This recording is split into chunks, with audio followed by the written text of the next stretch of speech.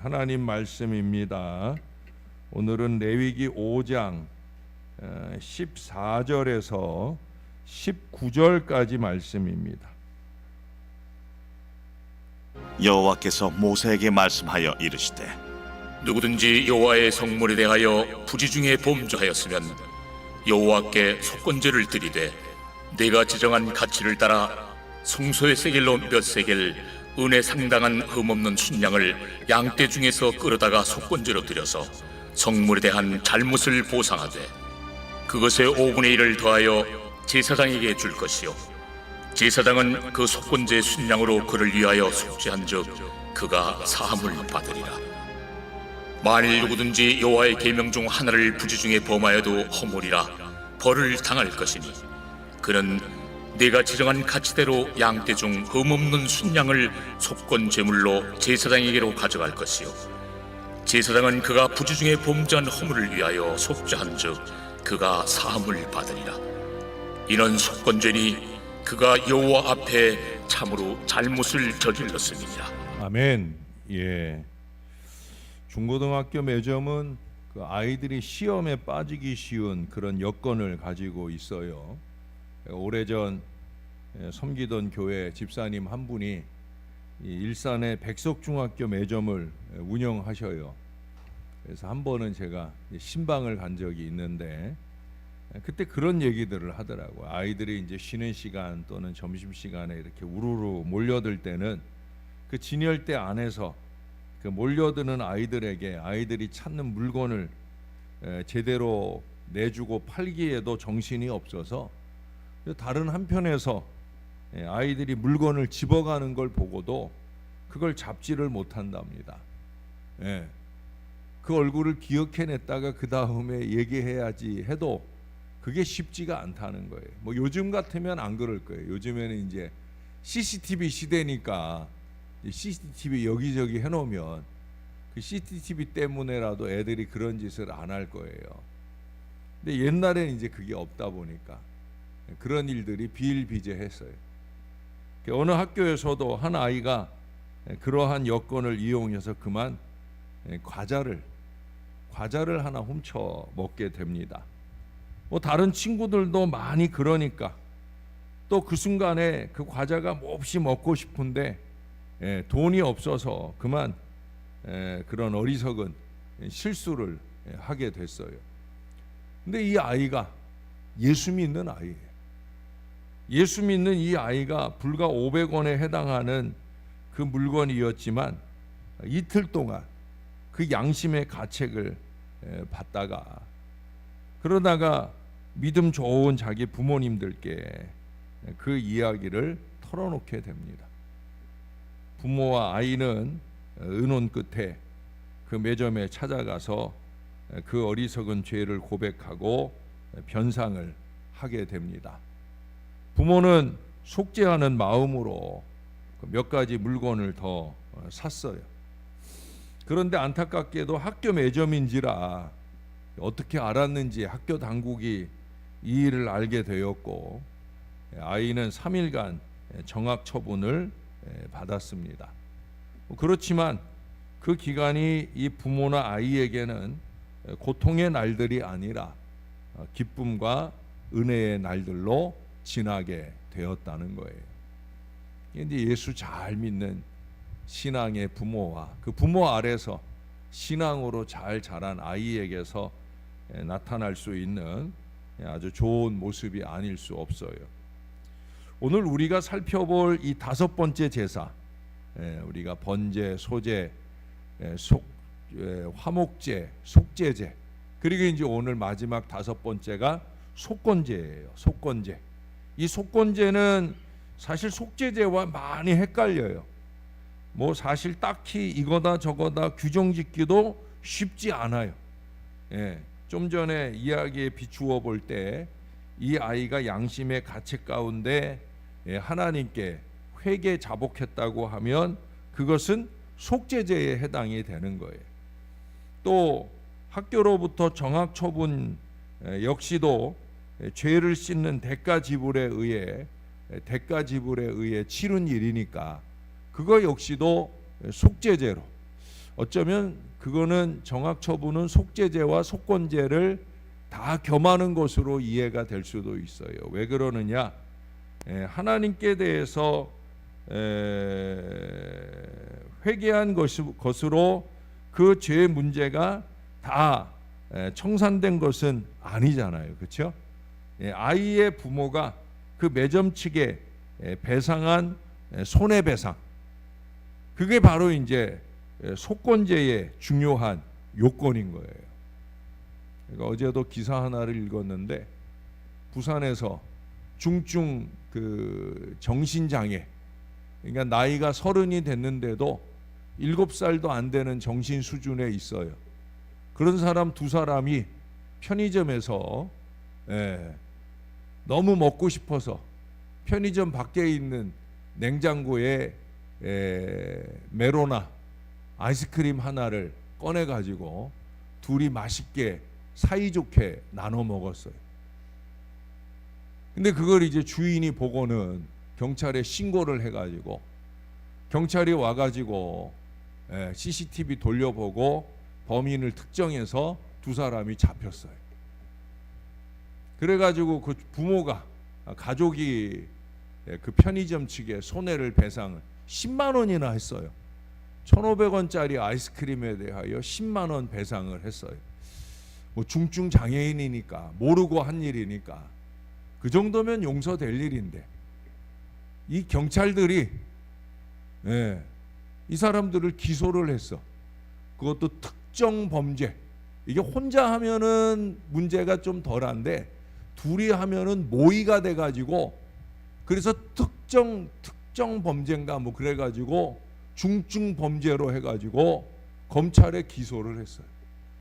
그래도 다행히 검찰에서 기소유예로 이렇게 처분을 내려서 그걸로 끝나게 됐지만, 지금 부산에서는 그것 때문에 그 경찰들이 또 욕을 많이 먹고 있어요.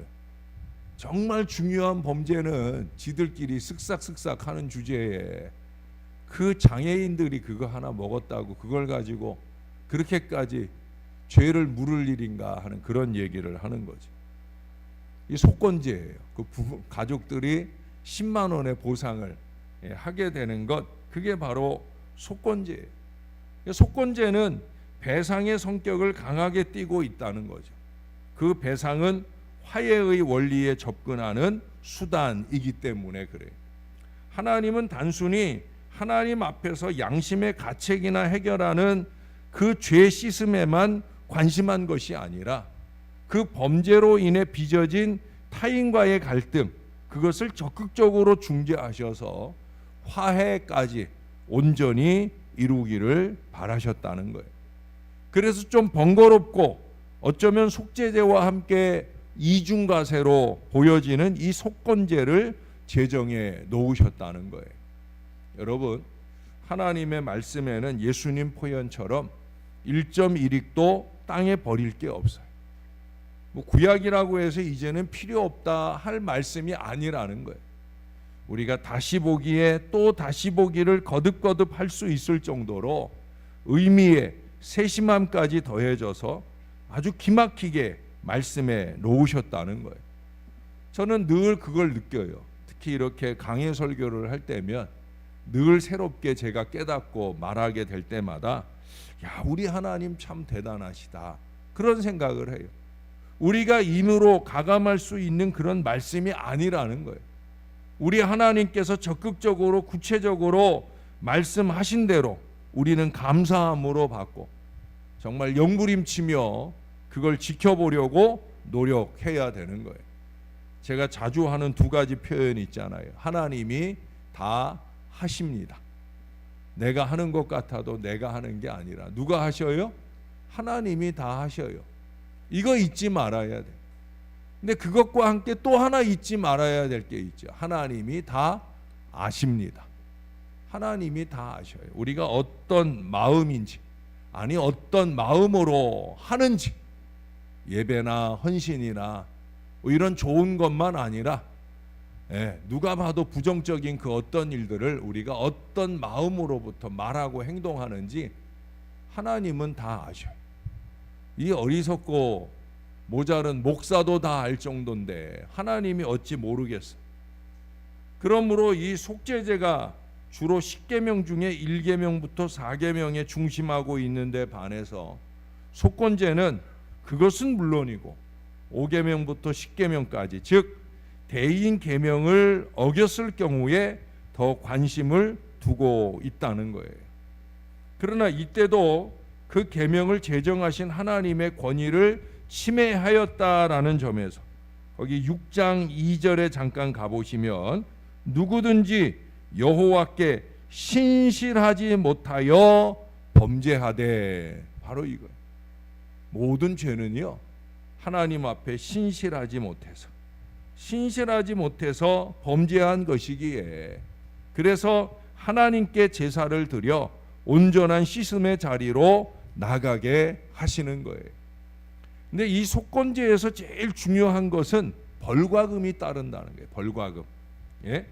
자, 여기 성물에 대한 범죄를 먼저 꼽고 있죠. 예. 그것은 성물에 대한 도적질로 간주를 합니다. 예? 성물에 대한 성물은 뭐예요? 하나님 거잖아요. 여러분, 성물 중에 가장 으뜸 성물은 뭐예요? 나예요, 나. 예? 하나님의 거룩한 전인주 예? 내가 제일 중요한 성물이에요. 그래서 제가 예배할 때 영과 진리로 예배하는 걸 강조하는 이유가 이거예요. 예. 내가 성물인데 지금 나를 제물로 삼아 하나님께 드리는 건데, 예? 이게 보통 마음과 태도로 드려서는 안 된다는 거죠. 성물이에요, 성물. 자, 보세요. 성물에 대한 범죄, 그건 도적질이에요. 우리가 일반적으로 도적질의 배상과 같이 적용을 해요. 16절에 가보면 5분의 1을 더하여. 삭개오가 예수님 만났을 때 그때 자기가 스스로 자복하면서 어떤 얘기를 해요? 내가 누구 것을 토색한 거, 다시 말해서 그가 내야 할 세금 이상을 내가 토색했다고 하면 몇 배나 갚겠다고 그래요? 4배나 갚겠다고 그렇게 얘기를 해요. 이스라엘 사람들에게 있어서 하나님께 구별해서 바쳐야 되는 것, 나중에 마지막 27장에 가보면 거기 30절 이하에서 11조에 대해서 강조해서 말씀을 합니다. 그 11조라든지 또 짐승의 첫 새끼라든지 곡식의 첫 소산 등을 부지 중에, 여기 부지 중이에요, 모르는 가운데 유용했다라고 하면 그것을 깨달았을 때 그것이 바로 여기에 해당이 되는 거예요. 물론 그들이 부지중이 아니라 알고, 이거는 뻔히 알고 하나님의 것을 내가 도적질했다, 일부러 알고 유용했다, 이스라엘에서는 그러면 죽음을 면치 못했어요. 예? 우리가 이 속건제의 적용을 받아야 된다면 아마 알거지가 돼야 할 사람들도 많을 거예요. 아니면 100번 고쳐 죽어도 모자를 그럴 사람들도 있을 거예요. 그러나 감사하게도 우리의 모든 범과에 대해서 모든 손해배상을 한 몸에 짊어지시고 대신 지불해 주신 우리 예수님 덕분에 적어도 하나님께 대한 배상의 책임은 면할 수 있게 되었다는 거예요. 할렐루야. 얼마나 감사해요. 예수님이 십자가 위에서 5번째 말씀 뭐라고 그랬어요? 다 이루었다. 바로 그 선언 안에 다 포함이 되는 거예요. 그것은 어찌 속건제에 대해서뿐이겠습니까? 우리가 그동안 한 번 이상 살펴본 번제, 소제, 화목제, 속죄제 등 이 5가지 제사를 얼마 전 표현대로 영단번에 만족시키신 그런 분이 바로 우리 구주 예수 그리스도이신 거예요. 그분 안에서 이제 우리는 더 이상 짐승의 피를 흘릴 필요가 없는 은혜의 보혈의 공로를 힘있게 되었다는 거예요. 그래서 우리는 더 이스라엘보다 더 함부로 살 수 없는 거예요. 짐승의 피로 씻음 받은 죄가 아니라 너무도 고귀하신 우리 주 예수 그리스도의 보혈로 씻음받은 죄니까 우리가 절대 함부로 살아선 안 된다는 거예요. 저는 이 레위기를 읽을 때마다 참 많이 감사해요. 뭘 감사하느냐? 두 가지 감사가 있어요. 첫 번째 감사는 이 많은 제사의 제사장이 아닌 게 너무 감사해. 예? 이게 하루에 오늘 아침 새벽 한 번만, 오늘은 두 번이냐? 저녁 때 한 번 더, 두 번만 드리면 되는데, 근데 이 이스라엘의 제사장은 안 그랬을 것 같아. 이 사람은 이제 가지고, 저 사람은 저제 가지고, 저 사람은 또 번제하겠다고, 저 사람은 소제 드리겠다. 그게 얼마나 많은 제사를 계속 드려야 됐겠어. 예. 그러니까 그렇게 제사장들을 많이 20세 이상 50세까지 레위인들이 아마 돌아가면서 이 일을 엄청 했을 거예요. 내가 그런 제사장이 아닌 게 너무 감사하다. 두 번째는 더 중요한 감사가 있어요. 여러분, 제사장은 결국 사람들의 모든 죄를 상세히 알아야 제사를 드릴 수 있잖아요. 뭐 때문에 이 제사 제물, 속죄제를 드리느냐, 속건제를 드리느냐, 제사장은 알아요. 생각해 보세요. 이 사람 얼굴 보면 아, 이놈은 지난주에도 왔는데 또 왔네. 예? 여러분, 그런 생각이 들면, 아니 어제도 자더니 오늘도 또 자네, 그런 생각이 들면 그게 제대로 보이겠어요? 그게 쉽지 않은 일일 거예요. 예? 저는 그러지 않아도 제사 드릴 수 있는, 예배 드릴 수 있음에 감사한 마음도 들지만, 사실 성도들의 그 가지각색의 죄를 다 안다고 하면 똑바로 얼굴 보기 쉽지 않아요. 정말 그렇습니다. 참 꼴배기 싫은 사람들도 없지 않아 있어. 예, 그래도 어떡합니까? 또 기도 제목 가지고 오면 또 내 기도보다 더 열심히 있게 기도해 주어야 할 그런 목회적 책임이 있죠. 그래도 구약의 제사장 같지는 않아서 그래도 참 다행이다. 어떻든 이 제사들에 비하면 쉽고 가벼운 멍에인 우리의 모든 예배를 더욱더 열심히 드려야 되지 않겠나 하는 그런 생각을 제가 이 레위기 볼 때마다 해요. 그래서 저는 제가 인도하는 이런 예배만 아니라 제가 일반 예배자로서 예배할 때도 저는 최선의 예배를 드리려고 노력을 합니다. 찬양도 목청껏 부르려고 애를 쓰고, 말씀을 전하는 사람이 지난주처럼 햇병아리 윤희서 전도사 같은 그런 분들이 말씀을 전해도 제가 아주 귀 기울여 은혜 받으려고 제가 노력을 많이 해요. 지난주에 금요일 저녁에 은혜를 많이 받았어요. 첫 번째 설교인데 얼마나 많이 떨리고 힘들겠어요. 그런데도 아주 말씀도 똘똘하게 잘 파고 들었고, 또 자기가 느낀 말씀을 잘 표현해 내고자 애를 많이 쓰면서 그래서 은혜를 많이 받았어요. 여러분, 모든 예배가 그래야 돼요. 저만 아니라 여러분들도 다 그러셔야 돼요. 한 번 한 번의 예배나 찬양을 제대로 잘 드려야 합니다. 내가 여기 함께 예배하는 많은 분들을 그래서 내가 존경하고 사랑합니다. 왜? 한 번도 예배 시간에 조는 걸 못 봤어. 한 번도 자는 건 뭐 더더욱도 못 봤어. 찬송이나 예배나 너무 정성껏. 여러분, 우리가 그런 예배 생활을 해야 되는 거예요. 그런 신앙 생활을 하는 거예요. 길 여는 예배 되어야 된다는 거예요. 은혜의 길을 열고 능력 기도, 응답 기도의 길을 활짝 여는 그런 예배가 되시기를 주님의 이름으로 축원합니다. 또한 중요한 한 가지, 우리 하나님께 더욱더 신실한 믿음. 하나님께 신실한 믿음은 곧 사람들에게도 동일한 태도로 나타나야 된다는 걸 알게 하는 거예요. 기억하셔요. 우리가 신앙은 하나님께만 하는 게 아니에요. 우리가 함께 같이 살고 지내는 사람들께도 하는 거예요. 이걸 잊지 말아야 됩니다.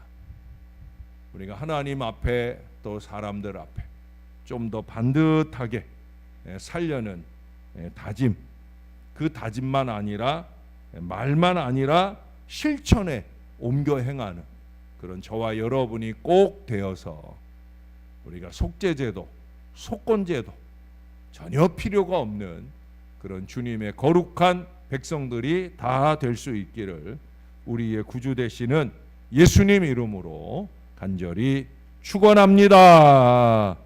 우리 하나님, 오늘도 말씀을 받습니다. 가장 지켜내기 어려운 속건제의 말씀을 듣습니다. 오늘날에는 사라져버린 그런 제사이지만 그래도 양심의 가책을 느끼는, 하나님 앞에 신실하게 살아보겠다, 영부림치며 사는 신앙 인생이라면 한 번의 예배, 한 번의 찬송, 한 번의 기도에도 정말 신실함을 담아 하나님 보시기에 잘할 마음이라면 우리가 여전히 이 속건제에 이 거룩함이 필요한 인생은 아닌가 다시 한번 돌아보게 하시니 감사를 드립니다. 하나님 아버지, 정신 바짝 차리고 예배도 드리며 정신 바짝 차리고 신앙 인생도 살게 하여 주옵소서. 어줍잖게 신앙 어린 사람들에게 이 모양 저 모양 함부로 말할 줄은 알아도 나의 게으르고 나태한 신앙은 제대로 살지 못하는 어리석음 속에 살고 있지는 않은지 늘 스스로를 돌아보는 목회자, 스스로를 돌아보는 사람들이 꼭 될 수 있도록 우리를 붙들어 주옵소서. 부지 중에 지은 죄에 대해서도 속죄, 속건하느라 애를 쓰는 걸 보게 됩니다. 우리는 알고 짓는 죄가 너무 많은 건 아닌지, 뻔히 잘못하는 줄을 알면서도 끊임없이 말씀으로 질책을 받아도 정신 차리지 못하고 사는 건 아닌지, 하나님 다시 한번 깊이 돌아보면서 우리가 드리는 예배가 하나님과 우리 사이를 막는 예배가 아니라 길 여는 예배가 되도록, 구원의 길을 열고 능력기도, 응답기도의 문을 열 수 있는 그런 귀한 예배가 될 수 있도록, 귀한 헌신이 될 수 있도록, 귀한 삶이 될 수 있도록 코람되어 믿음의 마음으로 잘 살아낼 수 있게 우리를 도와주시옵소서. 우리 하나님 보시기에 끄덕끄덕하시며 칭찬하시고 흐뭇해하시고 복을 주시는 그런 거룩한 신앙 백성 되게 역사를 더하여 주옵소서. 새벽을 깨우기 힘든 불면증 속에서도 새벽을 깨우기 위해 영부림치며 애쓰는 주의 자녀들이 있다고 하면 능력 있는 은혜로 주님 꼭 붙들어 주셔서 짧은 시간 잠들어도 숙면 취할 수 있게 은혜를 더하여 주옵소서. 가족 여행 중에 있는 그런 식구들 있습니다. 안전한 은혜 여정이 꼭 되게 하시고 행복하게 여행하고 돌아오도록 주님이 동행하여 주옵소서. 주 안에서 주님과 함께 언제나 이 은혜 속에 사는 저와 이 모든 자녀들 되도록 축복해 주시옵소서. 오늘도 중요한 검사하러 가시는 분도 주님 꼭 붙들어 주시고 은혜 안에 발걸음 되어지게 역사해 주옵소서. 감사합니다. 예수님 이름으로 기도합니다. 아멘.